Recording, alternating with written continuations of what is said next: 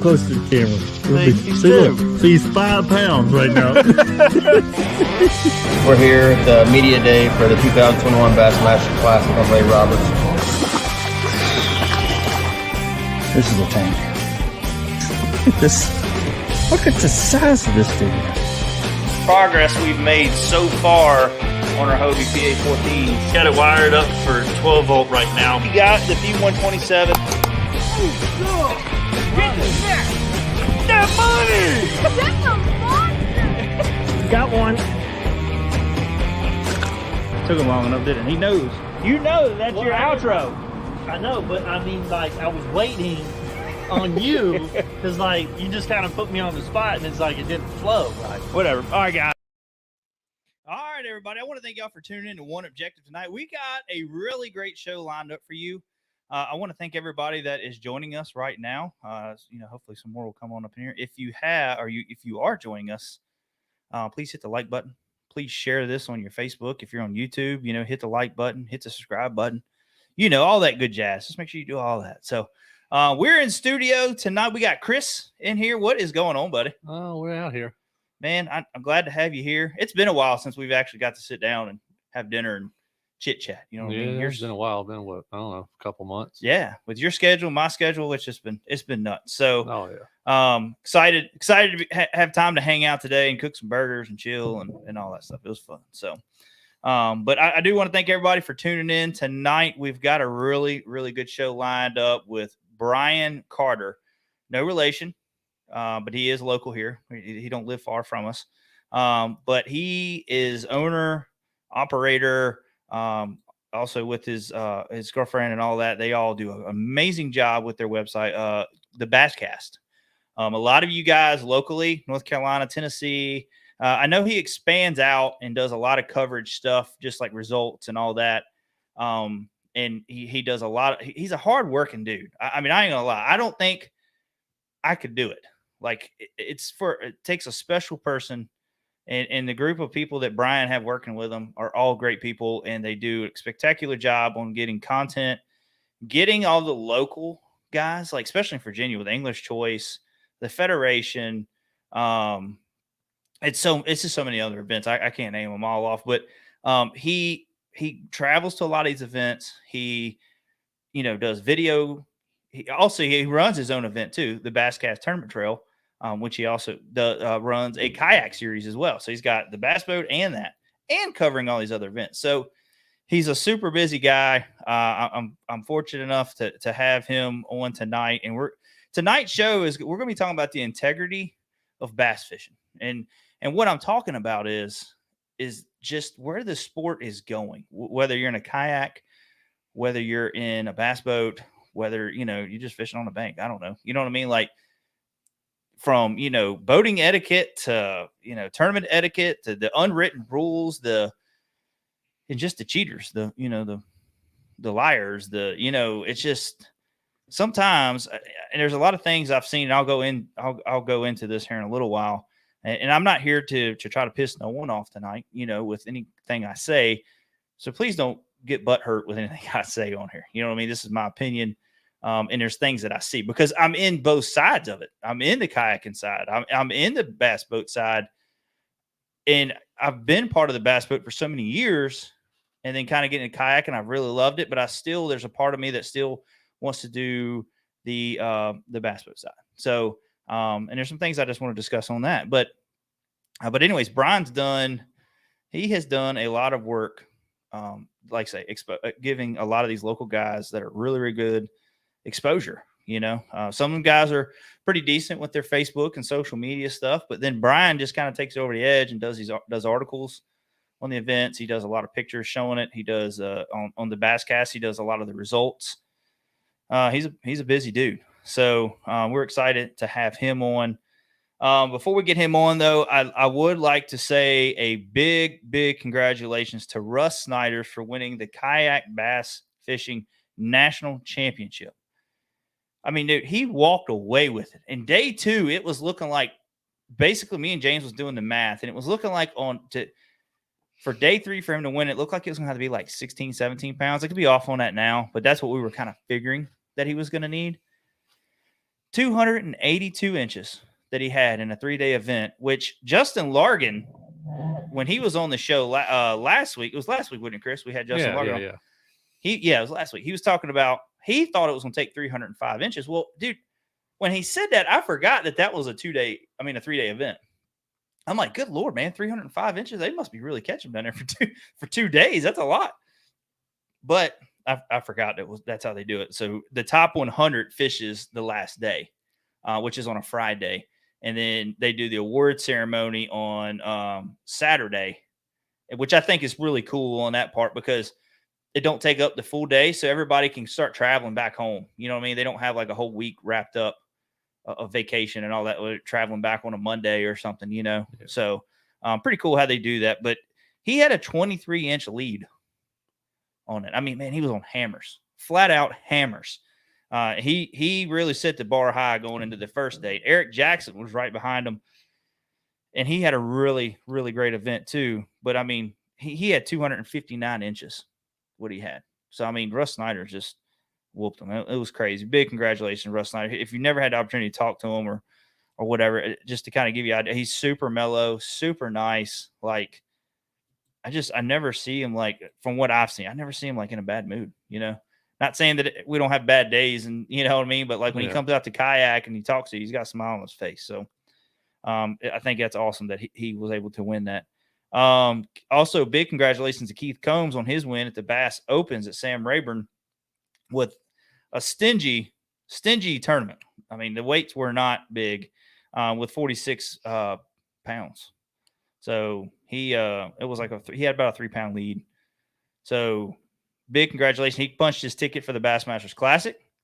And so big, like I say, big congrats to him. And, you know, it's a lot of change that's going to go on in the pro series right now with a lot of these pros are kind of switching from MLF to Bassmaster Elites. And, you know, it might be some guys going to MLF. I don't know, but it's just crazy how some of this stuff's changing. And MLF seemed like it was supposed to be the best thing since sliced bread. And looks like some of the guys are kind of pulling back. So I don't know. I don't know what the whole story is. And maybe the promises wasn't there. I don't know. I can't say because I don't fish it. I don't know the insides of it, but it seems like a lot of guys are trying to get back to the elites. So, but other than that, Chris, what have you been getting into? I mean, we ain't been fishing. We're going to try to go fishing next week, the end of this week. So it'll be a good time. Yeah. I'm excited to get out there. It's supposed to be nice. I think the weather ain't supposed to be too awful bad. Yeah. I haven't really checked it, but yeah, hopefully it ain't. It probably will be because we want to go fishing. You know what I mean? Yeah, sometimes. Yeah, I mean, most of the time we hit it pretty right. A lot of times we hit it pretty right. So excited to get on Smith, get on that fall bite. It's supposed to rain till the weekend, so. Oh, okay. All right. Well, that ain't. Yeah. Hopefully, that don't change about 20 times, but yeah, probably. Anyways, excited to get out there, get some time in the water with you, and go do some fishing. Hopefully, catch a few. And but other than that, I mean, I haven't done much this weekend. I had a wedding. Big congratulations to my cousin Skylar and her husband Ryan on their wedding. Had a super fun time. Probably a little too much fun. I don't know, but I was okay this morning, so I guess I didn't have too much fun. You made it all right then. Yeah, you survived. You pulled through. I had just enough fun. You know what I mean? Not too much fun. Yeah. So I don't know anyway, if you can really have too much. It's only too much fun when you get in trouble. Well, that's true. It could be. Then it's not fun. Yeah, then it's not fun anymore. It's not fun anymore. Fun's over. Yeah. So, but anyways, let's go ahead. Let's get Brian on, and let's talk about the integrity of bass fishing. Got you on, Brian? Oh yeah, we here. What's happening, brother? Not too much, man. I appreciate you taking the time from your busy schedule, coming on here and talking bass fishing with us. Man, appreciate it. Thank you for having me on. Oh, it's our pleasure, man. You two have your own podcast show. I Yes. worked with you when you first got it going Yes. for a couple of episodes, and then kind of just went different ways. And you've really started growing your show up. It's starting to do really well, and it's been great to see the progression of it. You know what I mean? And now you're live. There for a while, you didn't have internet. I remember you was taking pictures, getting internet. Wow, guys. You guys don't know the whole concept behind the basscast.com. I mean, at one time I didn't even have a computer. I mean, I had to buy all new equipment. And one time I traveled. Me and Josh, when we did the show a couple times, we had to do it at another location. Yeah. I mean, we actually just got internet here, fiber, about 3 years ago. Oh, wow. So, I mean, if I could write a book on the basscast.com, how this little thing was built to this big thing it is now. But yeah, it's like I would go to churches, I go to coffee shops, I go anywhere to build the site. And that's how it got built. So yeah. Well, that's cool. Now, when did you start the Basscast, and why did you start it? Like, what was like, what was it that pushed you to do it? So I had a blog. I'd actually had 2 different papers with different people back in the day, like local papers, and the papers did pretty well, but they didn't do great. And so I went to an internet version, and I built a blog for like different events throughout Lynchburg, where you can go, what you could do. And it started doing well. And then the bass fishing part took off. I mean, it really took off because, it's like I would go to events. I would actually put flyers on every vehicle in every parking lot at every event I went to. And even events that we weren't even covering at the time. Because at the time, I mean, I only covered like one event. I mean, and it was also called Central Virginia Basscast. Excuse me. And then it started growing, and I dropped the Central VA, and we just moved it over to the basscast.com. But so there's a whole big blog, and then the blog just took off to bass fishing. So that's where we are today with the podcast show, like you were saying earlier. Yeah, no, it's really cool to see, to see the progression of it. Like I say, I know, like there for a while, we were going to a building downtown Lynchburg to do the podcast a couple times, and and then to see, you got your internet now, you can do your show at home. You ain't got to travel nowhere. Yes, that's pretty cool. And then you got some really great people that work with you that help with it. I know when we go to the classics and we do media days and we do behind the scenes part of the interview and all that. I mean, it's a team. It takes a team to do this, and you have a really good team that helps you. Yeah, I'm lucky. Jacob Stevens been with me for quite a while now. He's my driver and helps us do a little back end media because he helps me. I don't like driving. I'll be honest, guys. I'm an awful driver, and he helps me drive so I can concentrate. And usually, I'm DMing people and working. And Bruce Callis, he's been with me for a very, very long time. Danielle came on 3 years ago, and we got hooked up together. So I brought her into the world of bass fishing. Derek Hudson came on this year, so glad to have him on writing for us. So a lot of great writers and a lot of great people behind the scenes. Aaron O'Connor helped weigh our fish. So, I mean, it's a lot of people that help out here at the basscast.com. Yeah. And I mean, like you were down at Bugs Island today. I mean, you travel to Smith, you travel to Gaston, you travel most areas within the Virginia region, Oh, yeah. Elsewhere too, but like for the most part in Virginia region, doing a lot of English choice and any big event that is local around here, you're normally there. You got some kind of presence there. Yeah, I actually forgot to mention Alicia Matherly as well. But yeah, she helps cover some of the Cat Smith Mountain Lake events, and my time's freed up. Luckily, the last couple of weeks I can travel down to cover the Bugs Island Cat events. So we went down today, covered that. But yeah, I mean, we try to cover as much as possible. And then what others, I get a lot of stuff sent to me as well. And we just, put it all up on the website and people check it out. And we appreciate those who, get the opportunity to check out what we do. So thank you.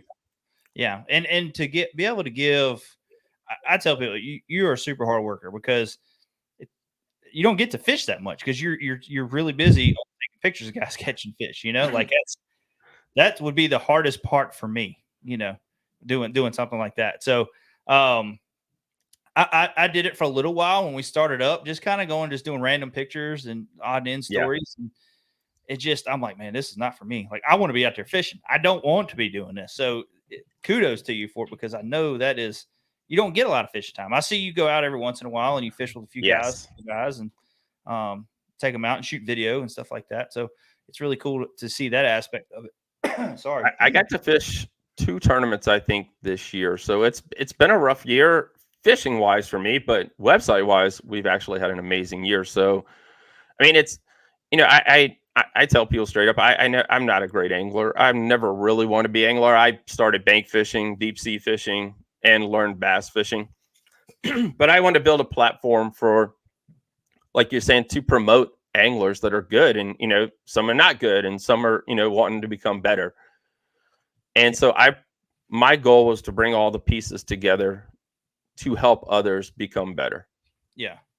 And you've done, like I say, you've done a really, really great job of that. And like I say, I know a lot of guys, like, just with your trail, just when you go out and, like I say, you take pictures from Angler's Choice and that, and everybody's, tagging you. Thank you, Brian, at the Bass Cast for all you do and this and that. So really, really great seeing that. So, but you run your tournament trail. You got a bass boat trail you run. And then you also have a whole kayak series that you run as well. And that's kind of like a good family oriented kayak series. You know what I mean? Like, you try to just get anybody to come out and have a good time, enjoy the sport of tournament fishing, kayak fishing. So, and today's show is talking about the integrity of bass fishing. And everybody has seen, we were talking about this before the show, the whole deal with the guys in the walleye tournament get, cheating. The stuff's going on bass fishing for years too. I mean, anything that involves money and competition, there's always going to be a cheater. They're going to find a way to get around something for a little while. It normally catches up to them. There's always them people that just overdo it, cheat a little too much. People start figuring it out. And, what is your take on, for one, how do we fix, you're never going to fix it, but how do you as a tournament director say, hey, this is what we're going to do to try to make it the best we can and go from there. You know what I mean? Like, and keep some of these people out of there. I want to say it mainly is putting the right rules in place. And we've actually had to update our rules this year. And, that's one of the things. But I'll be honest, guys don't read. Some guys read the rules. Some guys don't read the rules. And, you brought up the whole thing about the kayak series. And, the kayak series, we have a meeting. You guys know that. I mean, some of you guys don't know it, but we always have that meeting before the event. And where Danielle highlights the rules, the main rules, the important rules, what you need to know. And, we pretty much, you sign a waiver after you watch the video saying that you've done that you've read the rules, abide by the rules. And that's mainly the only thing you really can do is update your rules. Make sure you highlight the rules and make sure, people try to follow the rules the best they can. And I noticed too in the kayaking side, especially like at the lower level, I don't say lower level, I don't want to say it like that, but the smaller level, not the national events. Yeah. Most of the national events, a lot of people know they've been fishing, local events, and a lot of these local events base their rules kind of off of the national side. So, but I did notice, like, when we were fishing, I could tell a lot of people didn't read rules when it come to pictures, when it come to, how what they need to have in the picture, all that stuff, like a lot of people didn't understand, and they just get there and start fishing, man. And you could tell they never read one sentence of the rule. Yes. You know what I mean? So, but when it comes to the bass boat side, you got all this stuff with going on with people shoving weights in the fishes. Yeah. You know what I mean? And you don't see it a lot in the bass boat side, but there's stories of it. You know what I mean? Like if you talk to pros, especially the pros that's been doing this stuff for many years, they got some stories. You know what I mean? Of guys getting or gray areas or there's no gray area when it comes to shoving weights in a fish's mouth. But I mean, what do you think? For me as a tournament angler, you go into these things and you're hoping that everybody's being fair. And a lot of the guys, it seems so far, like in this region here, everybody knows everybody. Oh, yeah. Everybody is really tight. It seems like it's a great tight niche community that fish a lot of these things. And I don't feel like it's that big of a deal, but you always got some new guys that come in, Yep. what I mean? And I mean, I've seen in like Japan, I think it was, they were doing a tournament. And I don't know if this is real or not, but it was a guy walking down with the metal detector. Did you see that? Yes, I saw that. Yes. I don't know if that's real. I don't know if that's what they do, but I'm like, man, are we going to have to go to some deal where we're going to start walking to a metal detector with fish in the bag? You know what I mean? I mean, what do we do to start as a tournament director to say, hey, look, I want to do the best I can, make sure everybody's legal. I mean, because you really got to pay attention to fish that's being weighed now. You know what I mean? Yeah.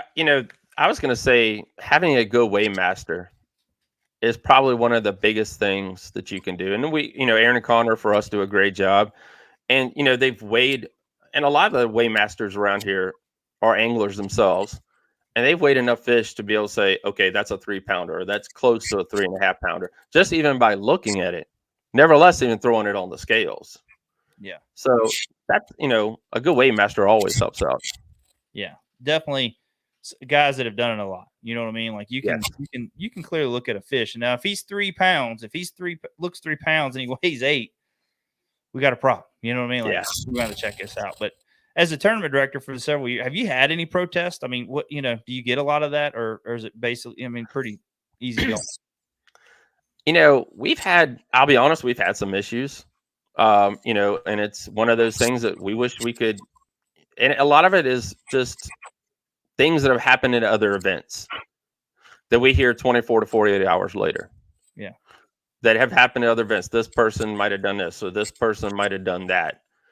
But other than that, we've never really had any of the, this weight increase thing like happened in this walleye event. We've never had anything like that. So that's a blessing right there. And like I said, the good weigh masters holding up a fish being like, okay, that's 3 pounds, and even when they're taking it out of the bag, something I preach during my tournaments is take your time, look at the fish, observe the fish, and then, weigh the fish. So, we're never in that big a hurry, unless it is 90 degrees outside. We kind of speed up a little bit.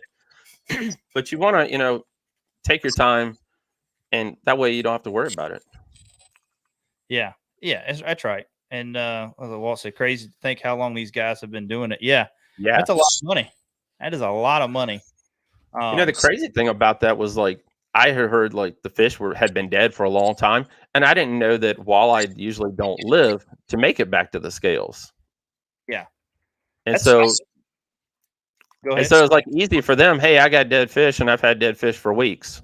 And that's what this was. These fish, I heard that as well. The fish looked like they had been dead for quite a while. Yeah, that's crazy. And like I never knew that either in walleye tournaments. Like, because I thought, like bass boat tournaments, you got a dead fish, you're doing everything you can to keep that fish alive. Oh yeah. And it kind of worries me though, but I guess it's hard to beat. But like in walleye tournaments, like, man, hopefully they're not like killing their fishing up there. You know what I mean? Like with all these big walleye tournaments, and if not, a lot of them ain't making it. I guess they have a tight season. So, it's not as bad like down here where we fish all year long tournaments, Very true. So, but yeah, it's crazy. It is crazy to think how long they've done it. I know a while back, I seen a post that one of the other tournaments that were doing the night events posted something where a local around the lake there seen some guys pull something out of a fish basket. You know what I mean? And what got me about that was they called the tournament guy. I was like, hey, I don't know if this guy's in your tournament or not, but this is what I seen. They couldn't actually identify who he was, and then the tournament directors did a post on Facebook. What really got me is like, we got to quit posting the pictures or posting this before the authorities are called. Like the authorities be brought into this more so they can do a stakeout, and catch these people doing this stuff. So you'll start understanding, guys that are winning all the time. It could be why, some people are just naturally good and they just do win. They put their time in on the water, and that's what sucks because you got guys that win a lot. They win all the time, or during the spring, who's probably got a good chance at winning. And a lot of people I've seen where people want to follow people around to make sure that they're not cheating. And yeah, I don't know. How do you feel about that? Do you think that's like? Johnny Grizzle right there, he just made that comment, but he actually found a cage this year, and we've actually had another cage that has been found by a kayak angler up on Smith Mountain Lake. Now, for you guys, there was a post the other day I saw that they were putting feeder fish in for the new, the new striped bass, not striped bass, but the new F1 tiger. The tiger bass, yes. But they've actually found 2 cages up on Smith Mountain Lake this year. Yeah. Yeah, the ones that they were building for the bass were those plastic, like kind of like milk crate things or whatever. Right. And they were just zip timed together, and that's what they were just giving a little more cover because Smith doesn't have the grass like a lot of these other lakes have. to give them up shallow cover. I mean, a lot of the landowners are cutting trees out, they're rip wrapping and putting some docks in, so they don't have that good cover. So, but like you said, finding baskets, it's a difference between that cover and a holding basket. Yeah, Johnny said he found that one at Bugs, but we have had one found at Smith. So I mean, they're still out there. That's the crazy thing about it. I mean, they're still on the lake. I mean, 2 of our biggest local lakes, we're still finding cages on. Yeah. And our boys are sending the photos to us, and I mean, they're spotting them out, and we tell them to destroy them. Yeah.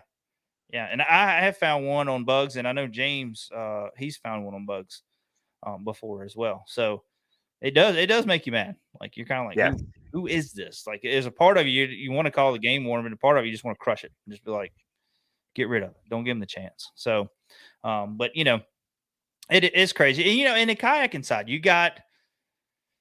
we've seen several stories, but I feel like because kayaking tournaments are so new that they were able to make these adjustments. They're able to, you can't get away with making fish longer. You know what I mean? No.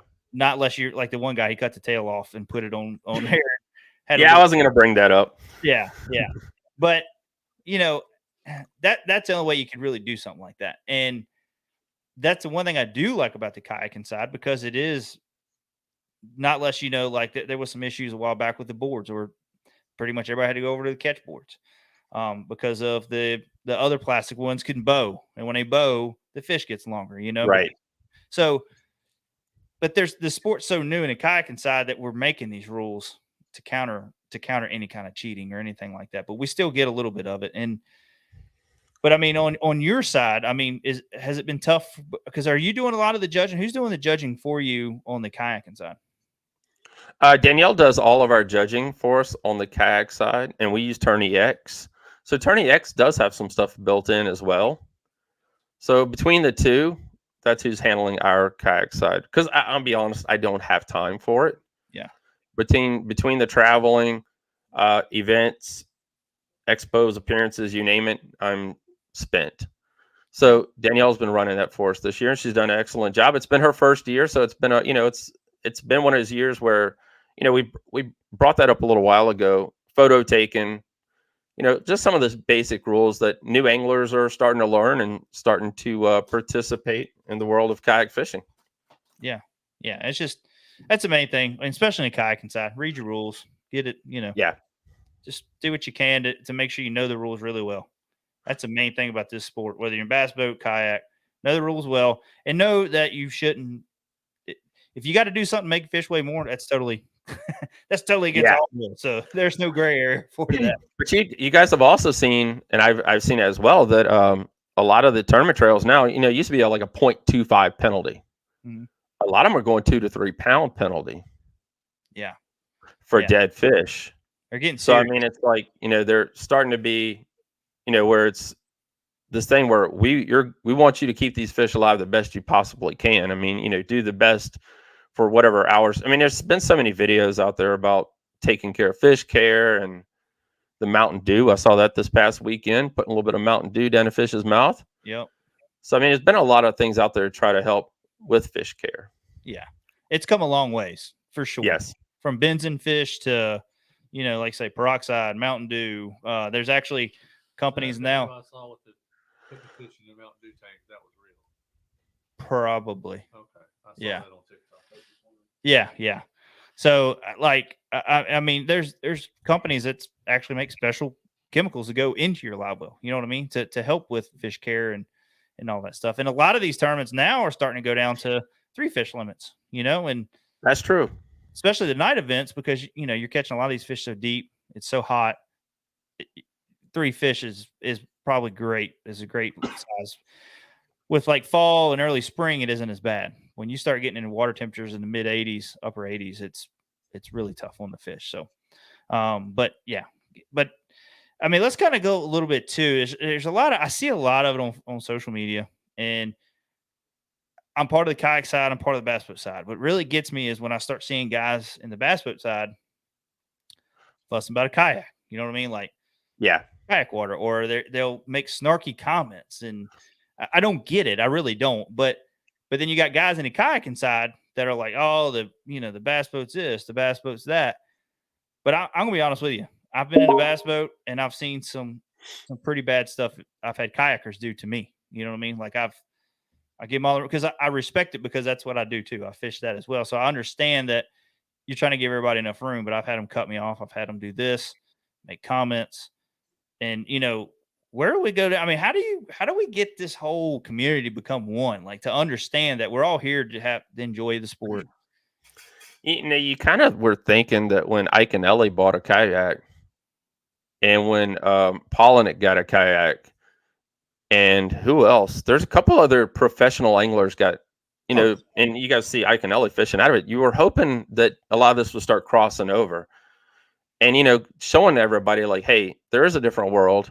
There's a different type of angler, and you don't. On top of that, you don't need $60,000. Yeah. To win. What was it this past weekend, Josh? 25,000? Is that what he won? Yeah, 25,000, and yeah, he won $25,000 out of a kayak, guys. I mean, and the thing is, he brought in way more weight, and I hate saying it like this, than what a lot of the local events in the bass boat's done. You know what I mean? Like if you figured up I say weight, it's hard to tell all that, but when you go by inches and the average size, what this probably would be, that he's done, he weighed in a lot more. But I do see a lot of these guys on here. They're always on there like, well, I'm fishing on a kayak and I'm catching more weight than the bass boat guys. We call it 30 pounds. Now I will say some of these guys need to put a daggone scale in their boat because some of these things they know 30 pounds. But there's some guys are catching some legitimate big fish. You know what I mean? They're catching some monsters. But they need to understand too, yes, you did catch that, but a lot of times you're fishing in waters that some of these boats can't get to. You know what I mean? Like, so yeah, that's what I was going to bring up, man. I mean, with the trolling motors and just the little stuff that we have on kayaks now, I mean, we can get way back up into some creeks into a couple inches of water that the boats, the boats can't get into. So, I mean, it is something different. A lot of people like that. Yeah, it's a fun aspect of it. That's why I enjoy it. Granted, the boat I have now, I have another one that I can get into some of that tight stuff. The Hobie right now, she ain't getting into so much tight stuff. I got so much stuff on it that you don't even want to try to get back into stuff. But yeah, that's kind of one of the things that's kind of always got me was like when I was in a kayak and staying in it so much, I was like, man, I do see what they're talking about. Like this bass boat cut me off too. But then I've also been on the other side of it, and had a kayak do it to me. You know what I mean? And yeah. It just kind of like you want to be like, look, dude, this is the crap that everybody's talking about. Like right here, y'all get pissed when somebody does this. Why are you doing it? But I don't know. I think used to be like those motorcycle signs you see going down the road that says "Share the road." Yeah, you used to see it back in the day and had a little motorcycle on it. It's like share the water. Come on, guys. Yeah. So John said it was like 50,000 all to get with all the bonuses and all that stuff. That's wow. Crazy. Yeah, I didn't see all the bonuses he won. I just remember him getting the one check and then, all the, Torquedo bonuses and all that stuff that they were doing too. So that's crazy in a kayaking event to win that much money. But yeah. So anyways, well, Brian, are you going to get out and try to do any kayak tournaments or kayak fishing this coming up year? Well, we kind of, we didn't, hopefully. For you guys that didn't know, Danielle has RA, rheumatoid arthritis, and she had to have carpal tunnel surgery on both hands. We just did the first hand a week or two ago. Hopefully we can get the next hand knocked out here in the next week before Christmas because we already met our deductible for 2022. So hopefully next year I can get back out there and fish some of these kayak tournaments. But we didn't really, this year we kind of just stepped back away from all of it and concentrated more on the business side of it. And handle that, and then like I said, we reached a bunch of goals that we wanted to reach this year, and hopefully next year we can get back in. It's crazy. We bought a nice kayak trailer off a guy up at the lake, and it's really awesome. And we've used it 3 times. Yeah. And that's kind of how it was when I got into kayak, and I still had the bass boat, and I'm like, man, that thing sit there more. It's finally sold the bass boat. Now I'm kind of like. After a while, we're like, man, I really like to get back in a boat. So, but yeah, it is crazy how you get things. Life gets crazy. You know what I mean? It's hard to get out there and do everything, especially like we say with what you do. Your business is always on the weekends, and covering these events and stuff. So it is tough. It is tough to get out there and do that. So, yeah, I mean, we're like I said, we're growing. We're in another growing pain, And you know, I shot a video a couple weekends ago. We're working on our third growing pain, and you know, we're looking for investors and all that great stuff that would like to be a part of the company as a whole. But I mean, it's like I need two more pieces of the puzzle, and then I can go to fish. And I Yeah. think I might have found one this weekend, but you know, it's all up in the air. So I mean, we're just growing. That's Yeah. it. I understand that. I mean, that's stuff. That's kind of where we're at right now. You know, with work and Yeah. busy enough that we don't need to hire something. Like we kind of do need to hire somebody else, but then there's times you're kind of like, I don't know yet. You know, like I don't know if I want to make that big step yet. You know, Yeah, that you know, I don't want to go into the business side of anything, but that's you know, it's what I'm part of. But it's like we're in the same position. I mean, we could really use right now an affiliate marketer. I mean, there's so much there that I'm losing. Advertising is so much there I'm losing because I am covering events. So you know, we're just in between a lot of different phases of life, and I want it to be a little bit further than where we are now. But I think we're there. So I think it's time to start making the investments and growing and being, I don't want to say bigger than we are now, but just helping and being more involved than what we are now with the local tournament scene. yeah. Yeah. So Well, that's really good. And like, so how many more events do y'all guys have for the Basscast tournament trail for the boat side? so we got two more in November.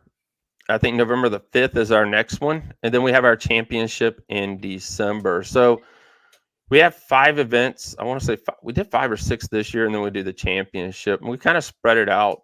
And we started that because October, November, December was quite dead at the time because Conrad Brothers used to have a fall tournament series back in the day. And then they pulled out. And then they came back in, and now they pulled back out. So it gave us an opportunity to, you know, highlight the Basscast, promote the Basscast, and run our own tournament trail event. And we love doing it. So we hope everyone else loves it as well. And we've actually had some great turnouts this year. We had 30 boats last week. Week before last, was it last week? Excuse me. And then I think we had like almost over 40 the couple weeks before that. So we've had some great turnouts and some great bags caught, and Smithmount Lake is still turning out 19, 20 pounds. Yeah. Or more. 24, I think, was before that. I think it was 19 by Mark winning him. So, I mean, it's the boys can catch them on Smithmount Lake. Don't matter what time of year it is. Yeah. And, you know, when winter hits, I know we used to run a few winter trail ones, and then we kind of pulled out, and Eric and all of them took over before he passed away. He was running a good little series too. Well, he was doing like off and on, like just open tournaments. Right. And had some pretty decent turnouts as well. But I love watching the winter events. Like there's some big bags. Like them dudes can catch them. When it's like 20, 30 degrees outside, they catch them, and they catch them big ones.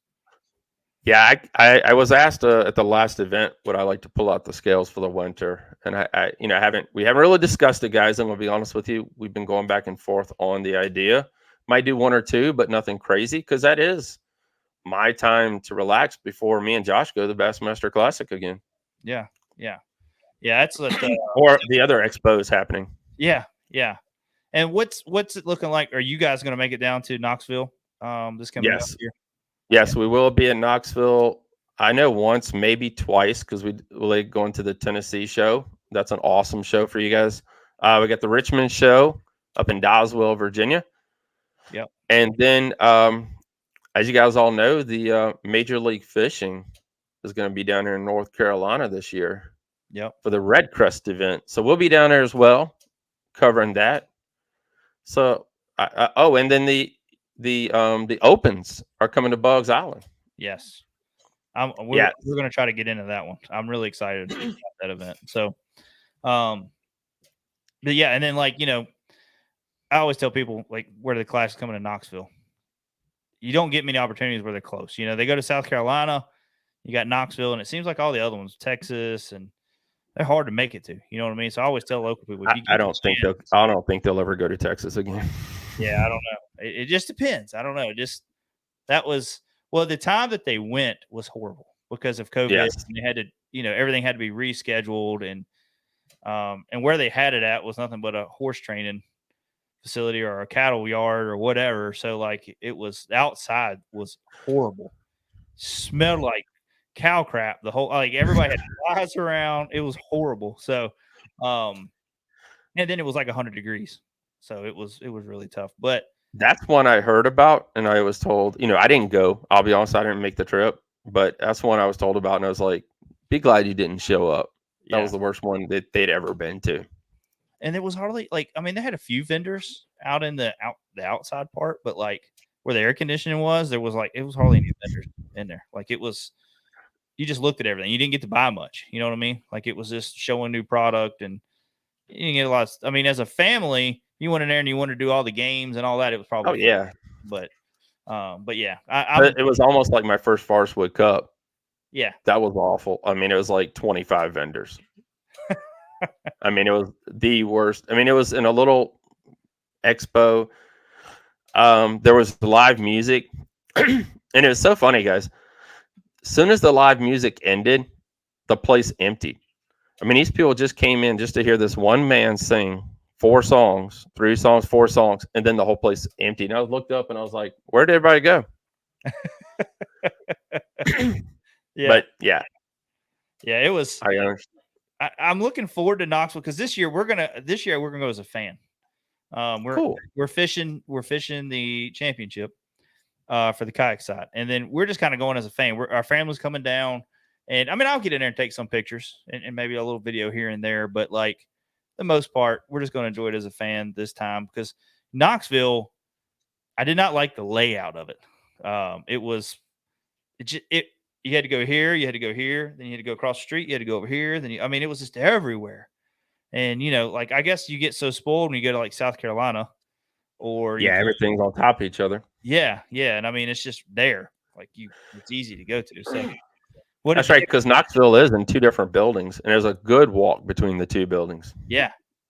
And then to get to like I say, to get to the expo, I mean to where the weigh-ins at is it was an app. I think James still got on his phone where they have golf carts.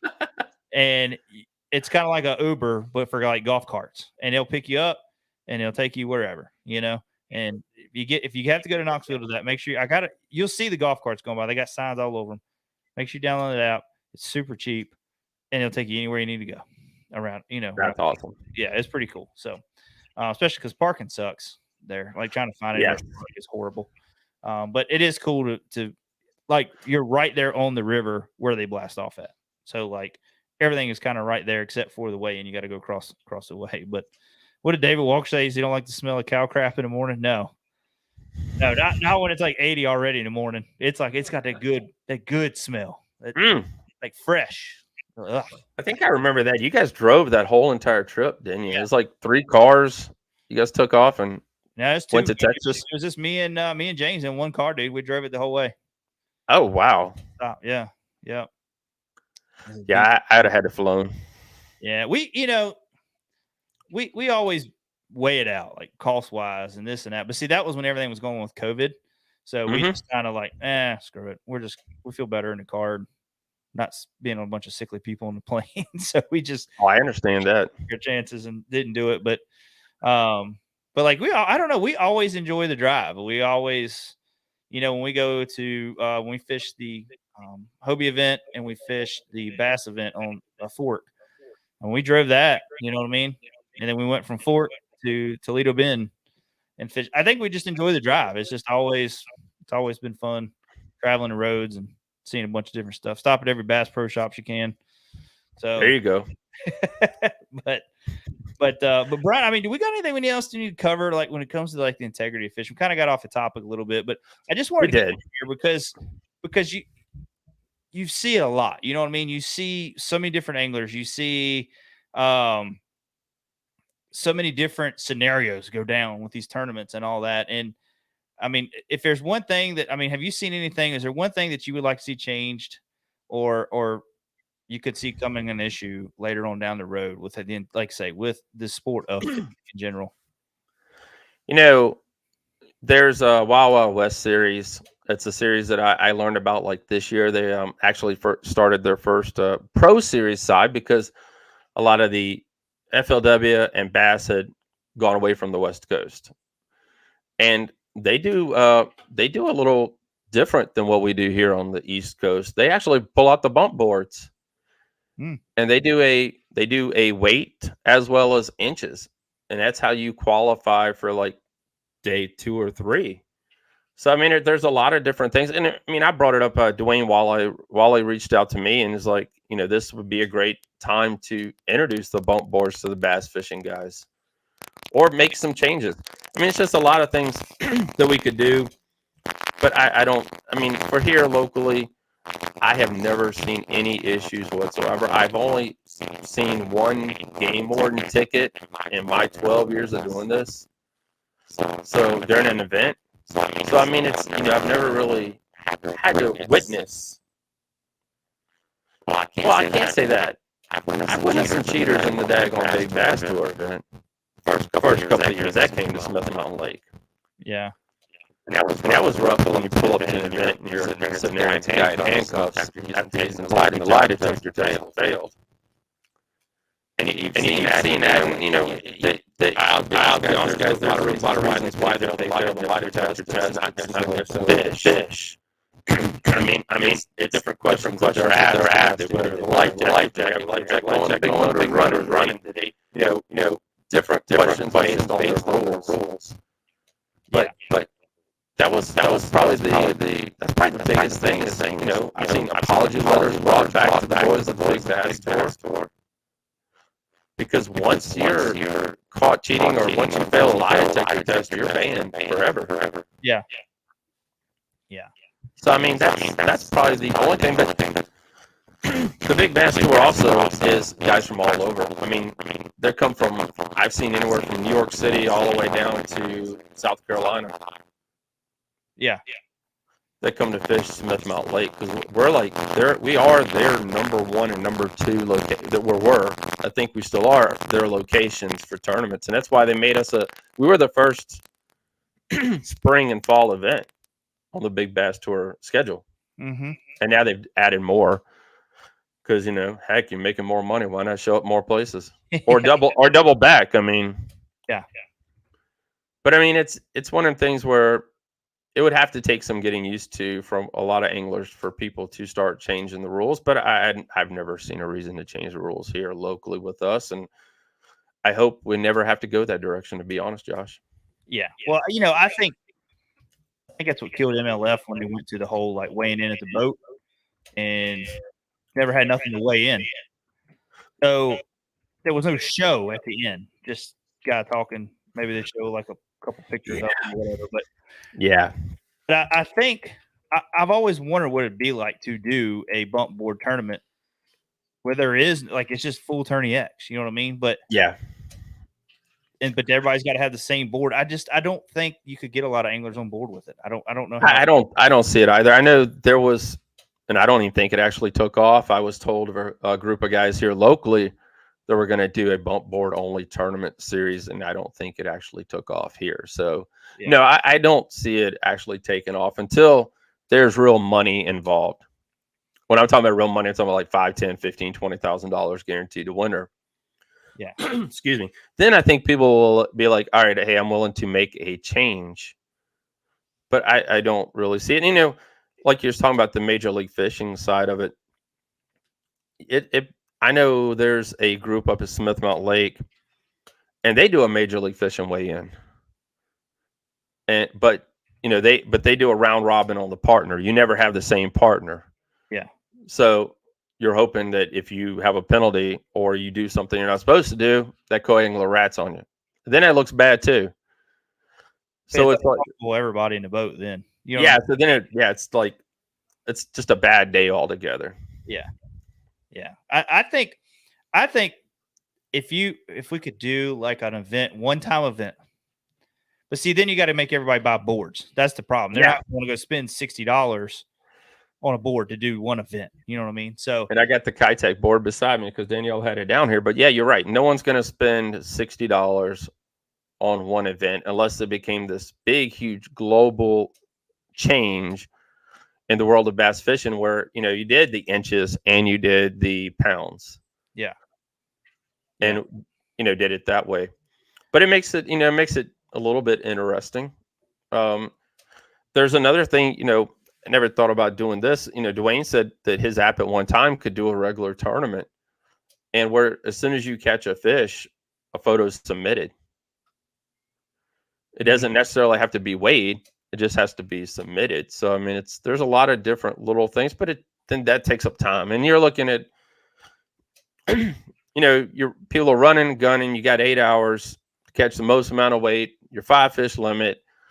Do you really want to stop, take a photo of your fish, Yeah. and then, and then submit it like the judges have for Major League Fishing? I mean, that's what the judge is for. And then you have to find judges. So if you were to do it, I thought about it, and I brought up to a couple other guys, what if we did a tournament and just got 10 anglers?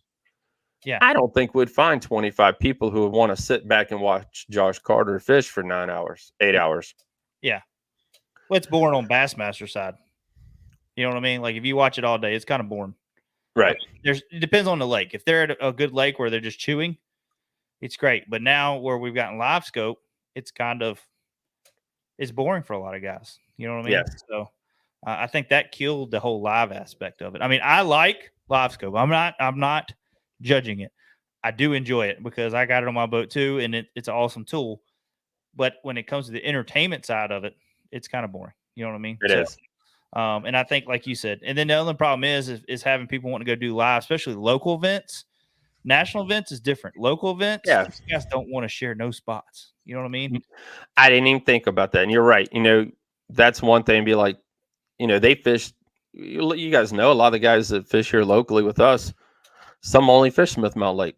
Some only fish Bugs Island. Some only fish Lake Anna. Very rarely, unless it's a big pot, they'll go up to another lake. So, I mean, it's like I interviewed a guy a week ago, and he's like, I won't tell you enough to suffice, but I have a tournament here next week. And that's just the way it goes. When you're a local tournament, series, and you only fish that body of water, you don't want to give up all your high spots. You don't want to give up the juice. Yeah. Nobody. That's why, like for us, like I do like having local guys on, but it is tough to talk because you got to wait till a couple weeks to have them on, where the fish have transitioned, they've changed. Maybe they're not biting that no more. Yeah, to get them to come on and talk a little bit, but you still don't feel like you're getting 100% the juice. You know what I mean when you're talking. So, and I get it. Local guys don't want to do it because that's how they make their money sometimes. So, it's true. But I think if you could get where you had like 10 guys to do like an exhibition tournament, where it's like 10 dudes, they got a catch board, offer a little bit of money, have a good like a big payout. You know what I mean? Like a big payment, but like a big entry. I mean, this is what we're going to do, guys. I think if they could watch Tourney X the whole time when they're catching these fish, they're going to have a blast with it. I think you're right too, because I mean it's really freaking cool from the kayak series side. Me and Danielle get into it during these tournaments, and she gets excited about it. It's like, this person just caught this fish. Take a look at it. I mean, this thing's huge. I mean, it's really cool because you're watching people bump up and down the leaderboard all day long. Yeah. And, we always cut it off an hour before the event ends. And that way it's a little bit of excitement at the end. So you know who won. And, then you got the ones that snowball you a little bit and throw up about 5 big old fish right there at the end and end up taking the win. Yeah. But it's cool, though. I mean, like you were saying, that is I think a lot of people would like that from the side of it. Be like your wife sitting at home watching you fish. Yeah. Yeah. And in your family, you tag the link in your tournament. Hey, man, we're going to blast off. Click this link to keep up with us all day. Yeah. And it is fun. Like I know when we fished Lake Winnipesaukee up in New Hampshire for the Hobie event, and it was so tight. I mean, 50th place. I was actually 50th on day one, and I still was only 5 inches out. Wow. From the top 10. You know what I mean? So there's no way I was going to probably catch first and second, but I had a chance to make a top 10 out of it. So it was so close. And, you submit a fish, and then all of a sudden you're like, boom, I just moved up to 15th. And then you catch another fish real quick, you put it on, you're like, God darn, what the heck happened? I'm back down to 40th again. You're like, this is crazy. But I think if they did that, if you had just a small group of guys to go out and try it, I think they would have a blast. That which would be a cool idea to maybe do something of that nature. It would be cool. Have a good payout, good entry, and that we could figure out something with Kitech. But like I said, the boards are not cheap. We luckily, when Kitech first came out, the boards, our tournament director at the time, got us a great deal on the boards. Yeah. So we were able to buy in bulk because I think we ended up buying we have this year we had 60 plus different anglers fish the Bass Cast Kayak Series. that's good. Yeah, so it was an awesome turnout. And thank you guys for everybody who fished with us this year. And we're still doing it. We throw up an October tournament. I think I looked at it today. It's about 16 different anglers that fish in the October event. They brave, but we figured there's a lot of fishing still going on, and with the the KBF championship. Yeah. No, that's the month longs. I do a little bit. I don't do a lot of because just like I don't have the time. Like some of these guys, they can go to catch one big fish a weekend. You know what I mean? Like I don't have the time for it. So, and most time I suck in them. I really do. I'll put up 80 inches or something. That's it. I can't seem to get over that. But anyways, I suck at them. So the most time I don't fish them, especially here because there's some pretty good sticks that fish them dudes on the month long event. So yes, that is very true. Yeah. So, but anyways, man, Chris, do we have any questions that came in or anything like that? I said we got a lot of just funny comments and. He wants to know says Attorney X estimates weight, don't it?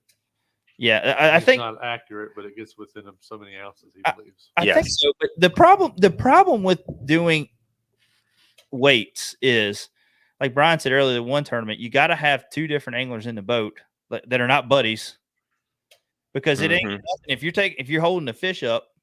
It ain't nothing to kind of pinch your bottom of the tail if you want to pull on it. You know what I mean? And add a little bit of weight to it, So I think it's going to be in the back of everybody's head that either someone's scales are off or, it's a lot more hoopla in it. I think when you do weight out in the boat, then Derek wrote a story on the Hot Bite. It's the section Derek Hudson's been writing for us, and he brought up that and Essen helped with the cameras being in the boats. Has pretty much eliminated in the professional side of it 99.9% of all the cheating and issues of that nature. Yeah. I mean, we still hear some dock cheating, a little dock talk. We've heard of that going back and forth, and they have their fines and all that good stuff that Major League Fishing does. But the introductory of cameras and video, and that's done helped with the price of that coming down. I mean, gosh, you think back in the day. Heck, back in the day, I think my first digital video recorder was like $500 or $600, $1,000. Yeah, and it was tape. It wasn't even digital, guys. It was tape, and I had to transfer the tape to digital to upload to YouTube. yeah. If we want to go back that far with the whole thing, so I mean, technology has helped us tremendously. Where Yellowtech, Yellowtech. You can put a GoPro on someone's boat, and it can be recording all day long. The problem you're just going to run into it is expense as a tournament director. Yeah.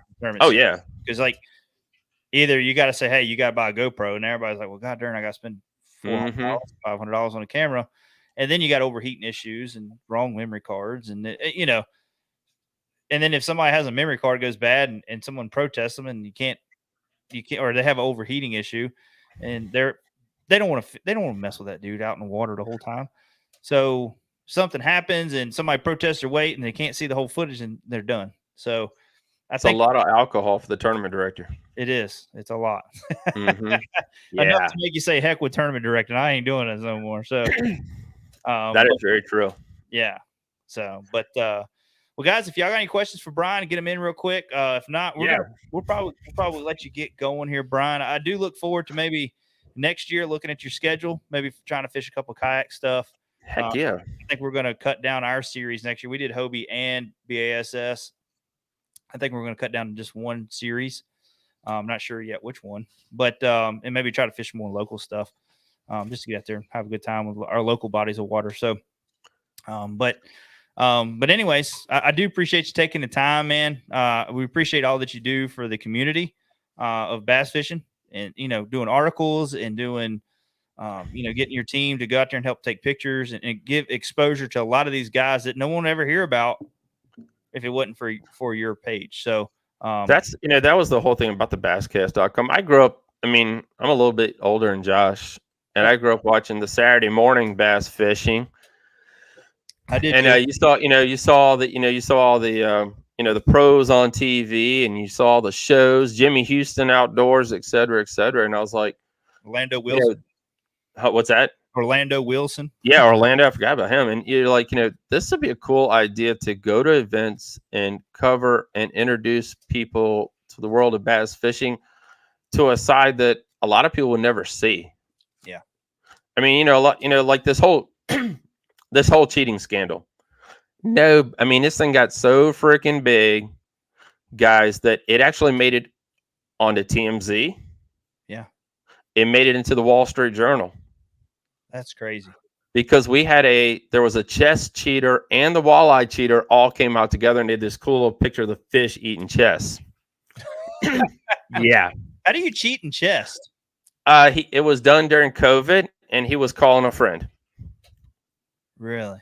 Yes.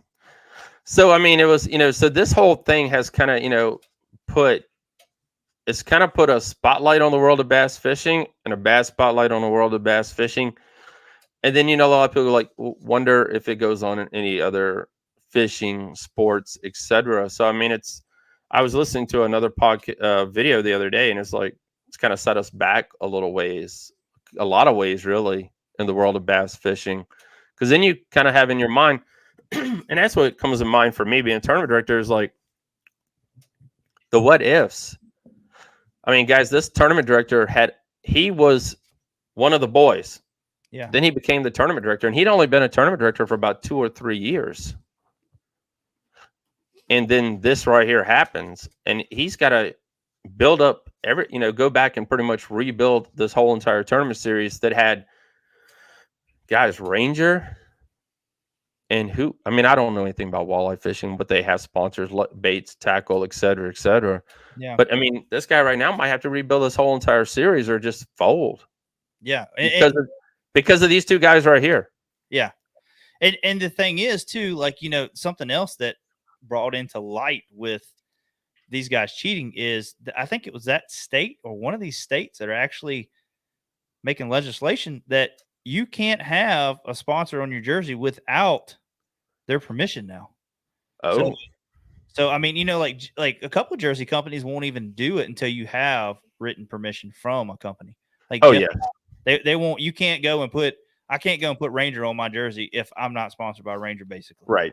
I got to have written permission from them for that. So, and I think you're going to start seeing a lot more companies that are, if you get caught cheating with their logo on it, I mean, it could be, I would think that'd be like trademark infringement or maybe not trademark infringement, but some kind of copyright. You know what I mean? Yeah. Like, that they're going to end up having to pay for that too. And it could come down to a local guy like me goes and wins a tournament. Say I got Hobie on my side. I'm not sponsored by Hobie, but Hobie could be like, hey man, I'm not sponsoring you. Don't put my logo on your shirt. You know what I mean? Like, yeah. And it could be a copyright deal. So these companies are going to start looking at that now because they're not going to want their logo just on anybody's stuff that could be potentially a cheater. That's true. The question is how to stop it, though. I mean, like you're saying, a lot of jersey companies out there don't allow that without a written letter from that company. So, I mean, it's kind of like any brand whatsoever. And that's what kind of scared the crap out of me. I mean, I'll be honest, guys, I've worked 12 years on the basscast.com to get it where it is now. And just one incident, and not necessarily cheating, but just one incident period could, put me all the way back to square one. Yeah. Just like what's happened to this young man right here, took this tournament series over. So, I mean, it's like, I was telling Josh before I came on, I was up early that day because I think I was heading somewhere to an event, and I actually posted it on Instagram, and I was asking people, I said, is this for real? and I mean, I was dumbfounded. I was like, no way. I mean, is this really freaking for real? What these people did right here? And they were like, yeah. And I was like, no way. And I was like, there you go, what Johnny said. But yeah, I was like, no way. I was like, and then after that, it just blew up, and then it's done hit TV, media. I mean, it's done hit everything. I mean, everybody in this world. I mean, I got blown up I think Danielle got blown up more than I did with people like, asking questions and all that good stuff. But it's like, this thing's been taking us backwards. Yeah. And now we got to go forward with it. And you're going to see some changes in 2023. I think so. And I think, for instance, like your tournament, let's say you got a guy going in, he's won 3 straight events.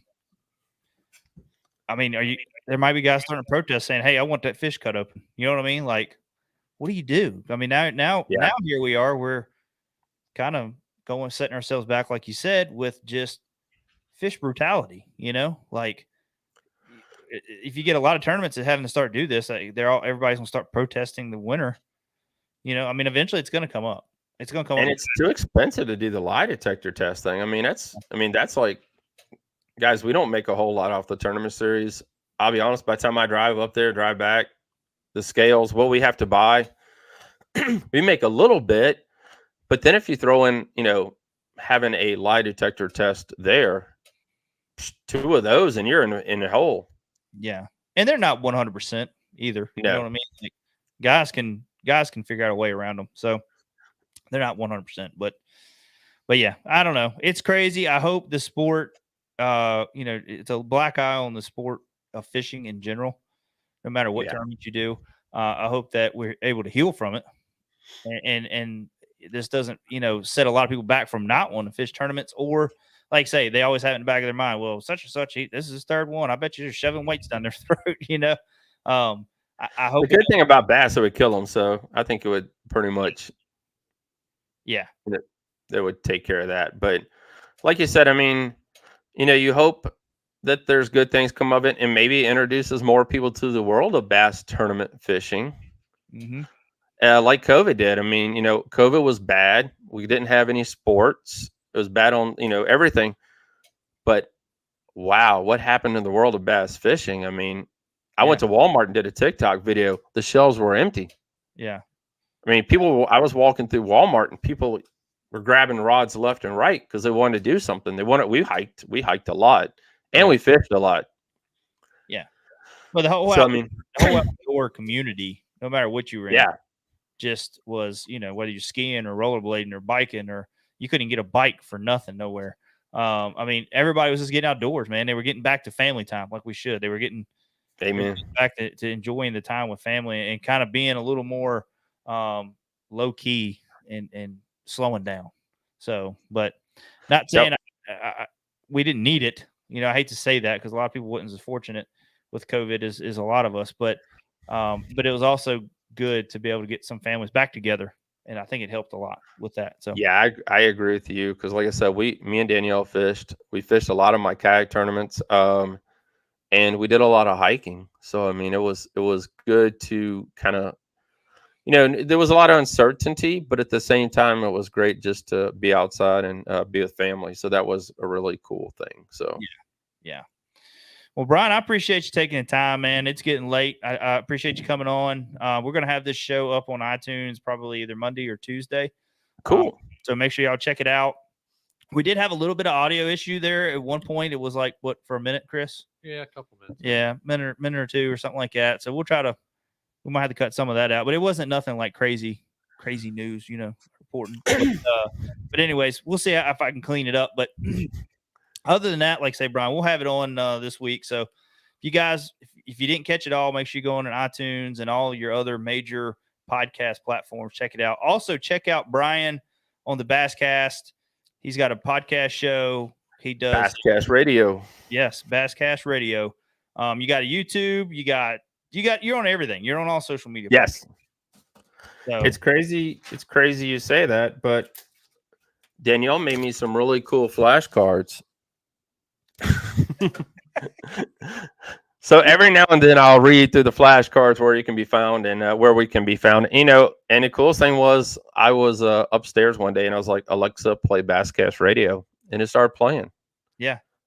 So it's pretty freaking cool to, have all those different outlets that we can talk about bass fishing and promote bass fishing. So exactly. Check us out. We got a lot of great people on the show. We interview anglers from all over the globe.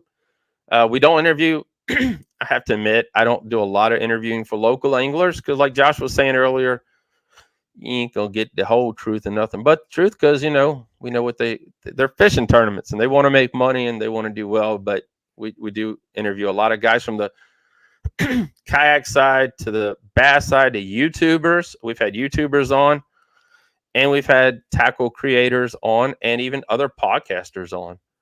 So thank you for being allowing me to be on your show. So thank you. Not a problem, man. I appreciate it, Brian. Hopefully we'll get the opportunity to do it again. And maybe we'll have the discussion next year and see what's changed and how things have become or evolved or got worse. I don't know. Hopefully not, but yes. But other than that, man, I really appreciate you taking time, Brian. We'll talk to you later, buddy. All right. Thank you, sir. Thank you. See Bye. you guys. Bye. All right. Well, I mean, great interview with Brian. I'm going to say when it comes to bass fishing media, and getting out there on social media and then website and covering these anglers that just are not getting the exposure like they would at a national level. Brian brings that, and he does a really good job at that. And big kudos to him and his whole team. I've had the opportunity to meet a lot of them at the classics and the Richmond Fishing Expo and all that stuff. And they're all good guys. They all love fishing. That's the cool part about this. They love fishing, and you kind of, when you do some of this, you kind of just get behind the scenes of how things work, and it's a lot of work, Chris. I mean, it's a lot of work. We do a lot with social media. I'm always out there on the water when we go fishing, trying to just get a clip here and there, something for social media, whatever, pictures, or it's a full-time job. Just you gotta keep it going. Yeah, it's a full-time job, just marketing side. Me and James was actually talking about this, and I was talking with Brock from Louisiana Custom Tackle the other day, and it's social media is a full-time job because now everybody's got shorts, YouTube, Facebook, TikTok. Well, TikTok's always been the short deal. Always been short. Instagram. Well, you can take your Instagram or your TikTok stuff and you can share it on your Facebook. You can just share it everywhere. Yeah. But Snapchat. Yeah, but then you start getting hit with like sounds. They'll quieten your sound because it's a copyright sound. You know what I mean? But then you could go on Instagram and make the exact same video with the same music and you're fine. They did it with me on the battery one that I put up about last year sometime. Yeah, they just cut your sound out. Yeah. Yeah. So I mean now you're editing a short video for 4 different platforms. It's a lot of work. It really is. So Brian, for what Brian does, it's like I say, he's got a good team to help him out and get things done. So, other than that, guys, I know we ain't got many on here. A lot of times our listens come from, our big listens come from our podcast in the next day or two. We're trying to get better at getting more consistent shows going. We're starting to slow down a little bit with our tournament season. So we're going to be out doing a little more filming and all that. If you guys haven't yet, check out One Objective Outdoors. I know a lot of you guys have subscribed to our One Objective Bass Fishing page. You're like, why in the world would you have another channel? Well, we just felt like things were getting kind of mixed up. And we had a truck video. We had a rigging a bass boat. We had rigging a kayak. And then we throw a bass fishing video in there. And feel like, subscriber-wise, that some of the guys that were subscribing wasn't getting what all they were subscribing for when they clicked that video for a bona fide amount. You know what I mean? Or they came to watch truck video and they subscribed, and then all of a sudden they're like, God darn, all they do is fishing videos, or kayak videos. So our outdoor channel is going to be solely us vlogging, whether we're out family fun, kayaking or hunting or riding ATVs or whatever. That's what it is. It's our outdoor channel. We do everything on there. We don't have any videos yet. We're getting more content. We got some videos that are going to be going up this week. I'm going to have my Bass Nation kayak series from Pickwick Lake. That'll be going up this week. I'm really excited to get that video out. Got some really nice fish catches in it. So that'll be going up this week. But other than that, guys, I mean, you can check us out on all the major podcast platforms. I will say on our iTunes, we got all the other ones working right. iTunes is still like this. It gives me a migraine thinking about it. Man. It's just so a lot of guys, subscribe to, or I guess we call it subscribe or whatever, liked our podcast on iTunes. You have to go to the new one now. If you look, it says One Objective Bass Fishing, but then on the bottom, like a subtitle, I guess, it says One Objective. So you got to make sure you find the one that says One Objective Bass Fishing, and then the subtitle says One Objective Bass Fishing. That's our newest one. All right. So if you can, please go on there, give it a rating. We're trying to build that one up. Hopefully iTunes will get everything straight with this one, but it's not looking promising. You can't get in touch with nobody. You know what I mean? Like, Oh, it's a yeah. nightmare. Yeah. It's a freaking nightmare. So, but anyways, make sure you go check it out there, guys. I don't know what we're going to be doing for next Sunday. I'm going to be working on that here in the next day or two. Hopefully to have another show going on next Sunday. So other than that, we'll talk to you guys later. Share some fish pictures with us, and hope y'all have a great week.